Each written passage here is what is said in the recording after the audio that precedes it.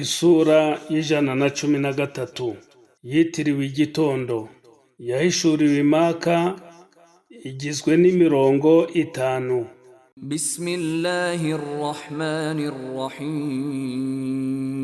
Bismillahirrahmanirrahim. Ku izina rya Allah Nyirimpuhwe Nyirimbabazi.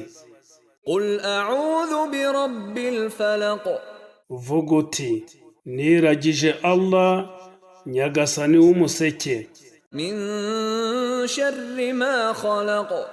ngo andinde inabi y'ibyo yaremye, Wa min sharri ghasiqin idha waqab. anandinde ikibi cyo mu ijoro ryijimye igihe riguye, Wa min sharri naffathati fil 'uqad. anandinde ikibi cy'abarozikazi bahuha ku mapfundo, Wa min sharri hasidin idha hasad. ndetse anandinde inabi y'umunyeshyari igihe arigize.